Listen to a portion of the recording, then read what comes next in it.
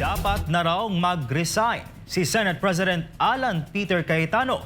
Yan ang panawagan ngayon ng Solid Block 11 o Minority Senators. Kumuha tayo ng update sa Senado mula kay Sheena Torno live. Sheena, magandang gabi.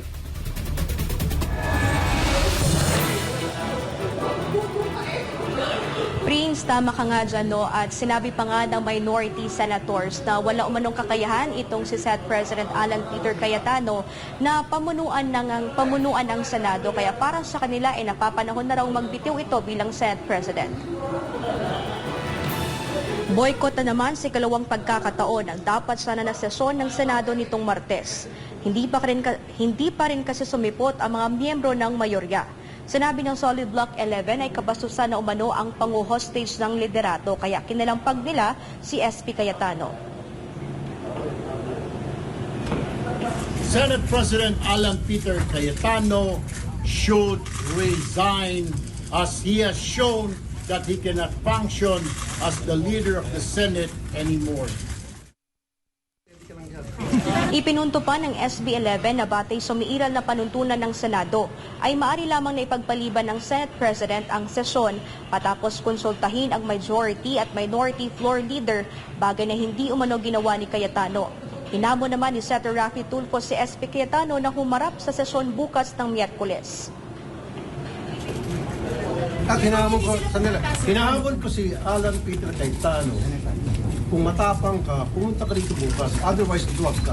Ako naniniwala, hindi naman lahat sa majority ay mga loko-loko. No? Pinabulaanan din ng SB 11 ng alegasyon ni SP na hinahadlangan umano nila ang Blue Ribbon Committee hearing na nakatakda na sa Huwebes, June 4. Pigment of their imagination lang ang ginagawa nila. Wala naman kaming ginagawang hadlang sa proseso ng Senado at mga agenda ng Senado, wala. Dagdag pa ng minority senators na kahit kailanman umano ay hindi na pag-usapan ng minorya sa kanilang caucus ang pananakot sa mayorya para lumipat sa kanila. Yung pakikipag-usap sa isang kasama namin, let's say member ng majority, kinakausap ng minority, o yung minority kinakausap ng majority, normal yun. In any parliament, normal yun. Pero yung para sabihin na meron 100, walang pananakot. hindi ka Walang namin, presyo. ako kulong. We don't have that power. We have no power over the ombudsman. What happened is the rule of law. What can we do? Marami nagtatext sa akin na gusto talaga nila magtrabaho, hindi nila maintindihan bakit nagkaganito. Appeal to the rest of the members of the majority bloc. Huwag na si Senate President. Kasi mukhang untenable na si SP kasi siya yung nagsasabi sa mga kasama namin na huwag mag-attend ng session. So we now appeal to the rest of the members of the majority bloc. We appeal to their sense of duty na sana mag-attend sila ng session bukas. Prince, tuwing naaantala umano ang sesyon o anumang trabaho sa Senado ay milyong-milyong pisong halaga ng kuryente ang nasasayang, sabi ni Senator Sherwin Gatchalian. Bukas ng Miyerkules ay magsasagawa ng caucus ang minorya sa hakbang na gagawin sa liderato. Kabilang sa kinukonsidera, Prince, ang paghahain ng reklamo dahil sa munay nilabag ng mga panuntunan. Samantala, tinabla naman ni Cayetano ang mga pahayag ng minorya laban sa kanya. Sa isyu ng pananakot, silang miyembro ng mayorya ay saksi ang mambabatas sa mga alok kay Senator Jinggoy Estrada na umalis sa mayorya kapalit ng pagbasura sa kanyang kaso. I am a witness. Narinig ko yung mga offer sa kanya. Wala ka ng kaso, huwag ka lang kakalas. Nung una, huwag ka sumama dyan kay Senator Loren. Ngayon naman, kumalas ka at join the minority. The minority senators knows this. So stop lying. You know this. Some of you are using it in talking to us. Prince, doon naman sa kalawang Facebook Live ni Senate President Alan Peter Cayetano ay hindi niya direktang sinagot yung panawagan ng minorya na magbitiw ito sa kanyang posisyon. Pero bukas, Prince, antabayan na natin kung magkakaroon ba ng sesyon bago yung adjournment sinidye o formal na pagtatapos ng sesyon sa Senado. Pero mangyayari lamang yan, Prince, kapag nagkaroon ng quorum at sapat na bilang ng mga senador na dadalo. Balik sa iyo, Prince. Maraming salamat, Sheena Torno, sa iyong live report.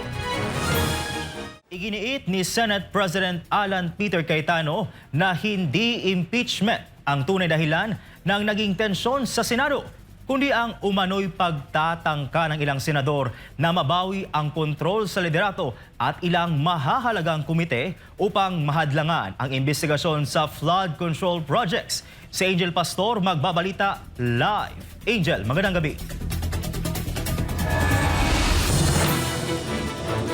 Yes, Prince, magandang gabi. Yan nga ang sinabi ni Senate President Alan Peter Cayetano. Malinaw na hindi tungkol sa impeachment itong nangyayaring kaguluhan dito sa Senado dahil may plano raw kasi ang minority senators na bawiin muli ang Senate leadership at sila yung maging majority muli at hawakan itong ilang mahalagang komite sa Senado. Nag-walk out sila dahil ayaw po nila na makaboto yung ilan naming mga kasama. Yung po, sa kanila mismo nanggaling yon. Objective ng walkout nila, sila ang maging majority. Ito ang pahayag ni Senate President Alan Peter Cayetano laban sa mga senador ng minorya. Ayon kay Cayetano, hindi umano ang usapin ng impeachment ang ugat ng naging kaguluhan sa Senado. Anya, nais raw ng minorya na mabawi ang liderato ng Senado at ang pamumuno ng ilang mahalagang komite kabilang ang Blue Ribbon Committee na nagsasagawa ng investigasyon sa mga anomalya sa flood control projects. Ang sinabi nila na hindi katotohanan ay dahil daw to sa impeachment. Pero yung pala, ito'y tungkol sa maraming bagay kasama po na magkaroon ng independent, impartial impeachment, but also ayaw na magkaroon ng hearing sa Blue Ribbon na kung saan lalabas ang buong katotohanan. Marami pang ibang issue na sa mga susunod na araw ay pag-uusapan.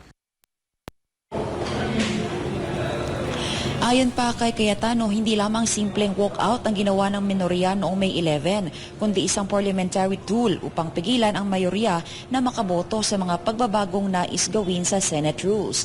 Tiniyak naman niya na ginamit din ng mayorya ang umiiral ng mga tuntunin upang maipagpatuloy ang nakatakdang pagdinig ng Blue Ribbon Committee sa Huwebes, kaugnay ng investigasyon sa kontrobersyal na flood control projects.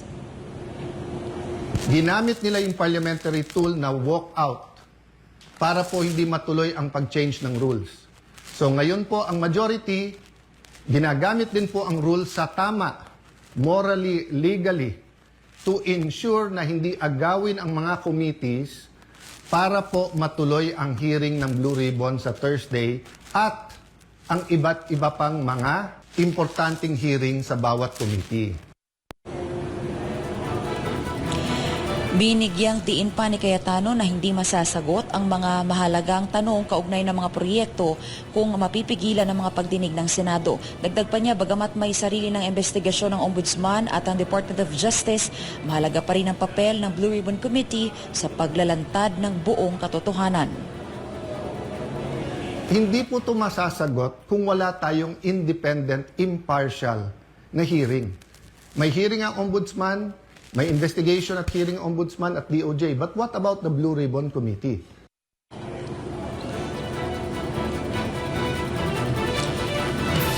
Yes, Prince, dito nga kanina sa plenaryo ay nagkaroon ng press con itong minority at itinanggi ng minorya na particular itong si Senator Mig Zubiri ang akusasyon ni Senate President Alan Peter Cayetano na pinipigilan nga ng minorya ang pagsasagawa ng Senate Blue Ribbon Committee para sa investigasyon dito sa maanumalyang flood control projects. Prince.